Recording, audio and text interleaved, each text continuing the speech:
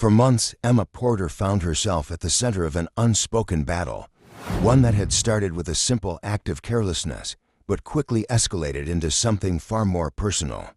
Emma, a 33-year-old high school science teacher from Clearwater, Florida, had always prided herself on her quiet, uneventful life. She lived in a modest two-bedroom house with a white picket fence, a well-maintained front lawn, and a driveway that had just enough room for her car and the occasional visitor. It was all she needed.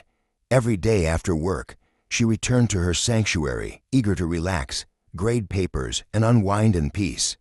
But that peace was shattered when the car across the street, a gleaming silver SUV belonging to her new neighbor, Jane Harris, began parking in Emma's driveway. At first, it was just a small inconvenience, a one-time mistake, Emma thought. But then it happened again, and again. A few weeks into the pattern, Emma couldn't ignore it any longer. Jane's car, a shiny Lexus RX, would sit there day after day in the exact same spot, as if it belonged there. Emma tried to brush it off, telling herself that perhaps Jane was just busy, that she didn't mean any harm. But with each passing day, a small seed of frustration grew inside Emma. She had a right to her space, didn't she? It wasn't much a driveway, but it was hers, and yet Jane had taken it for granted as if it were just another free space in the world. It was a feeling Emma wasn't used to, anger, mixed with a sense of helplessness. It wasn't just about a parking spot anymore, it was about respect. And when Jane parked there again, with no regard for the repeated conversations or the subtle hints, Emma realized something important. She was done being polite. This time, she was going to stand her ground. It all started small. At first, Emma figured Jane's car parked in her driveway was just a mistake. Perhaps she had company over, or maybe the driver needed a little room to maneuver. But after the third time, that excuse no longer held weight. Each time Emma returned home from work, exhausted from a long day teaching 11th grade biology, there it was again, a shiny silver Lexus, parked neatly in the spot where her own car usually sat. Jane, of course, never seemed to be around when Emma noticed the car. It was always the same. Emma would pull up to her quiet street after a day spent with a classroom full of teenagers, ready to relax with a cup of tea, only to find that her driveway was once again occupied. At first, Emma chose to be understanding. She didn't want to start a conflict with her neighbor. But after a few weeks, she started to feel like something wasn't right. Each time she saw the Lexus parked in her space, it felt like a subtle disregard for her personal boundaries. Emma had always been the type of person who avoided confrontation, preferring to keep the peace. But something about the whole situation started to eat away at her. It wasn't just about the inconvenience anymore, it was about respect, about being heard, about standing up for her own space. When Jane finally came home to see her Lexus once again sitting in Emma's driveway, Emma knew it was time to stop holding back. She needed to confront the no more polite smiles, no more silence. This wasn't about a car, it was about what was right. Emma squared her shoulders, took a deep breath, and made the decision she had been avoiding for weeks. She was going to talk to Jane. This time, it wasn't going to be a suggestion, it was going to be a demand. Emma had reached her limit. She had been patient long enough, but the steady stream of excuses from Jane had become unbearable. So, one evening, after another long day spent explaining the mysteries of genetics to disinterested teenagers, Emma pulled into her driveway, only to see the Lexus sitting there again, right in the center of her parking spot. No guests in sight, no one to blame, just Jane's car, sitting like it owned the place. With a sigh that could have rattled the windows, Emma slammed her car door shut and marched to Jane's front porch. Her heart pounded in her chest, not from fear, but from the kind of determination that comes when you've had enough. She knocked, and when Jane finally appeared wearing an annoyingly perfect smile that said, "What now?" Emma couldn't help but roll her eyes. "Jane, your car is in my driveway," again, Emma said, trying to keep her voice steady, though inside, she was on the edge of losing it. Jane blinked, her expression the very picture of confusion. "Oh, Emma, I'm so sorry. I was just dropping off a package, and the delivery driver needed space to back out. It's only been a few minutes." A few minutes, Emma repeated, her patience evaporating like sweat on a hot Florida day. Jane, you've been parking here for weeks, and every time I come home, it's like I'm playing a game of who's parking in my spot today. Jane, with that same insufferable calm, shrugged. Well, it's not like I'm parking on some stranger's property. We're neighbors, right? Emma's hands clenched into fists, and she bit back the snarky comment forming in her head. She didn't need to make a scene, not yet. But she sure as heck wasn't going to let this go on any longer. I need you to stop parking in my driveway, Jane, Emma said, more firmly this time, her voice even, but with a hint of finality that left no room for argument. Emma's request had barely landed before Jane's reaction came, and it wasn't exactly the warm, neighborly exchange Emma had hoped for. Jane simply gave her the same tight-lipped smile, the kind that told Emma she wasn't being taken seriously. "Oh, Emma, I didn't realize you'd be so upset," she said, her voice thick with that patronizing sweetness that was enough to make Emma's skin crawl. "It's just a few minutes, and I'll move it. Don't be so dramatic." Emma's jaw tightened, but she forced herself to keep calm. She had been clear enough, right? She had been polite, asking Jane to stop parking in her driveway. So why was this still happening? As Jane disappeared back inside, without even a second thought, Emma stood there, feeling her patience slip away like sand through her fingers. Days passed, and sure enough, the cycle continued. Emma would return from her teaching job at Clearwater High School, her mind already occupied with plans to grade papers and finally enjoy a quiet evening, only to be greeted by the same sight, a shiny Lexus in her driveway, blocking her space. If she left a note, it mysteriously disappeared. If she knocked on Jane's door, she was either met with silence or a just a minute that never seemed to end. It was getting ridiculous. Emma was beginning to feel like the only adult in a game of cat and mouse, and she was the one getting caught every time. One evening, she came home to find not just Jane's Lexus, but another unfamiliar car parked there as well. A sleek black BMW, parked like it had all the time in the world. That was the moment. Emma parked on the street, took a deep breath, and made a decision. No more politeness. No more waiting for Jane to understand. It was time for action. With a glance toward Jane's house, Emma snapped a picture of the two cars in her driveway, and this time, she was ready. Emma stood in front of Jane's front door, feeling the familiar stir of frustration, but this time, she wasn't going to let it slip away. Her patience had worn thin, and tonight, she wasn't backing down.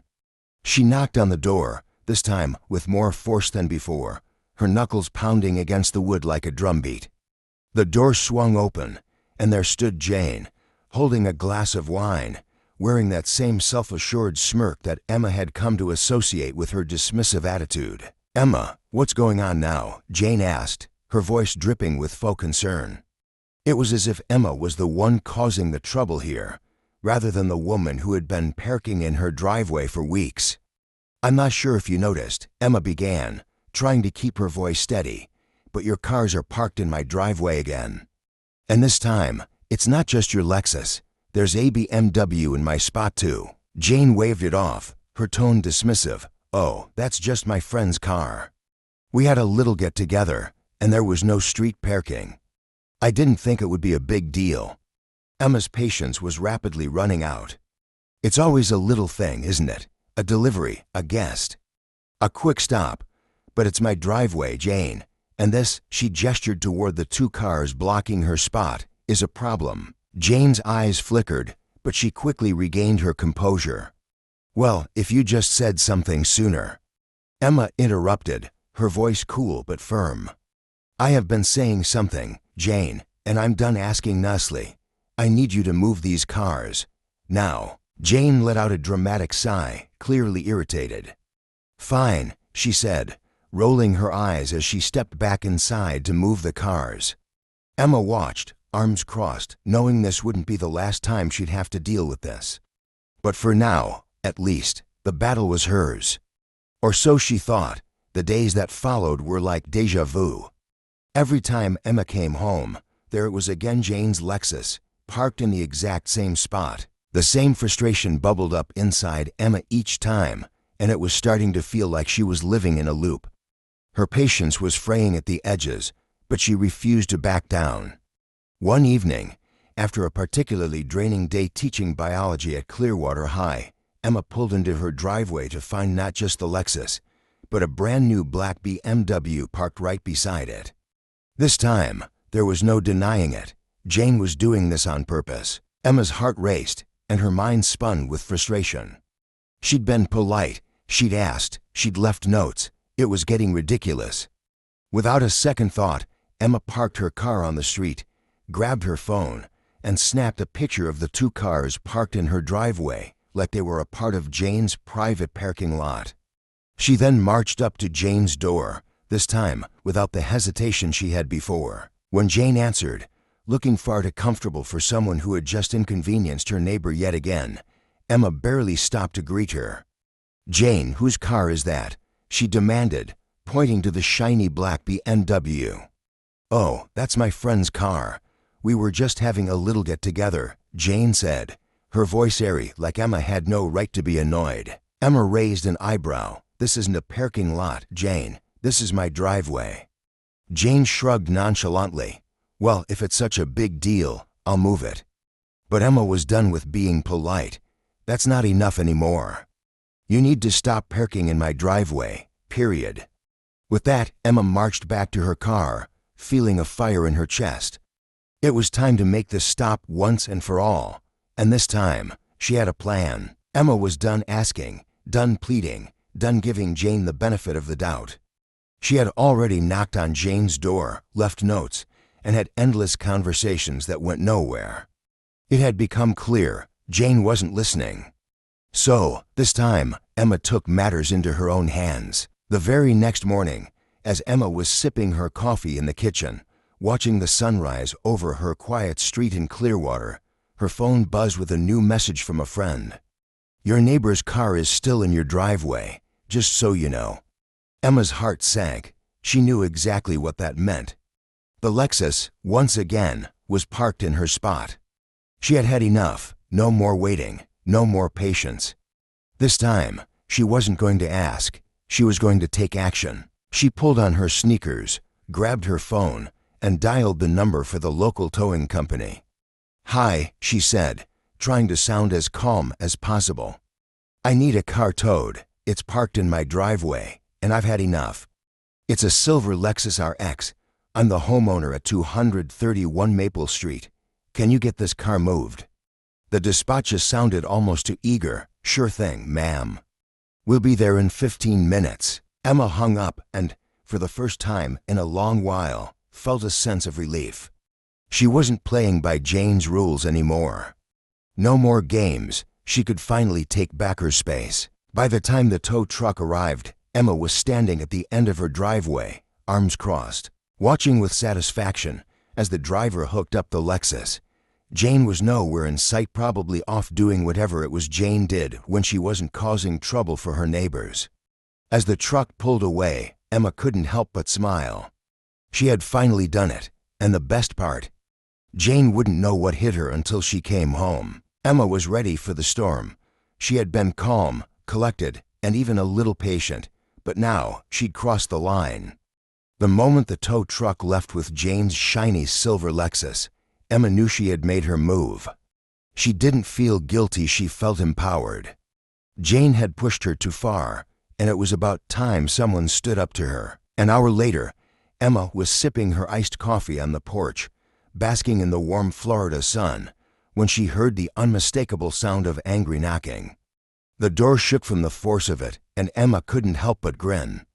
Sure enough, there stood Jane, her perfect blonde bob slightly disheveled, her face red with rage, and her phone clutched like a weapon. "Where's my car?" Jane snapped, her voice thick with fury. Emma stood up slowly, placing her coffee down on the porch railing. "Oh, you mean the one you parked in my driveway without asking?" she said, cool as a cucumber. Jane's nostrils flared. "Don't play games with me, Emma. I know you had it towed. You think you can just get away with this?" Emma crossed her arms. "You wouldn't stop parking in my spot." "So yeah, I had it towed. What's your point? Jane's face turned a shade of crimson that almost looked like it could burst. I'm on the HOA board. I have connections. You'll regret this. Emma smirked, unfazed by the empty threat. Good for you, Jane. Your car's at Sunshine Towing, off Orange Blossom Trail. You can pick it up there. Have a nice day. With that, Emma shut the door with a satisfying click. She leaned against it, her heart racing not out of fear, but adrenaline. Jane wasn't done. Emma could feel it in her bones. But for now, she was winning, and she couldn't wait to see how Jane would react when she found out just how far Emma was willing to go to keep her driveway clear. The next few days unfolded with an odd sense of calm that Emma hadn't expected. She thought for sure Jane would show up, furious, demanding an explanation, or at the very least, plotting her revenge. But instead, Jane seemed to disappear into thin air. Emma came home each evening to find her driveway empty, her once-occupied spot now a symbol of sweet victory. She even noticed Jane's car was parked on the street away from her property. However, just as Emma was starting to think she had finally won this battle, she noticed something strange. It started small little passive-aggressive moves, like a note left on her front door. It read, in bright red marker, "This is a community. We should all be more considerate of our neighbors." Emma laughed when she saw it. It was like Jane was trying to paint herself as the victim, trying to turn the tables. But Emma wasn't about to get tangled in her games. She tossed the note in the trash, feeling strangely indifferent to the little digs Jane had left. It was clear now that Jane wasn't going to take defeat quietly. She tried to use the HOA to her advantage, sending letters and complaints about trivial things like Emma's plants on the porch or the way she kept her garbage bins.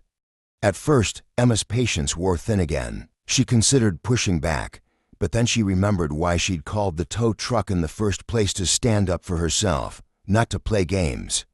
The lesson was clear. There are people in life who will try to push your buttons, to make you feel small, to manipulate the situation for their benefit.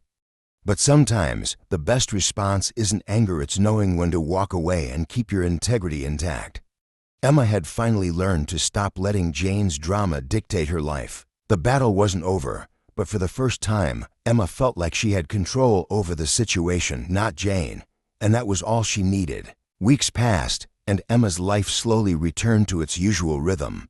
She was back to her quiet evenings, grading papers, sipping coffee on the porch, and enjoying the peace she had fought so hard to maintain. Jane's attempts at passive-aggressive retaliation, like the HOA complaints and random, petty notices, didn't faze her. Emma had learned something important. When you stand your ground, some people will either back off or expose their true colors. Jane, it seemed, was the latter. One Saturday afternoon, while Emma was sitting on her porch enjoying the warm Florida sun, a car rolled up to the curb. It wasn't Jane's Lexus, but it was a familiar face, another neighbor, Greg, who lived a few houses down. He waved as he approached. Emma returned the wave, offering a polite smile as he stood at the foot of her porch steps. "I heard about what happened with Jane," Greg said casually, as if they were discussing the weather. "I just wanted to say that I respect how you handled it. We've all been on the receiving end of her little power trips, but you actually did something about it." Emma blinked, surprised. "You mean you know about all this?" "Oh yeah," Greg chuckled, looking down the street. "We've all seen it, the complaints, the little notes. Everyone's had enough, but no one had the guts to do what you did. Towing her car was the last straw. I think she's finally starting to realize she can't just bully people into letting her have her way." Emma smiled to herself, feeling a sense of validation she hadn't expected. The lesson was clear. When you're backed into a corner, you don't always have to fight fire with fire. Sometimes, just standing firm and taking the high road can speak louder than any confrontation. Jane had shown her true colors, and the neighborhood had taken notice. Emma had won, not with anger or drama, but with simple, quiet strength. And in the end, that was all that mattered.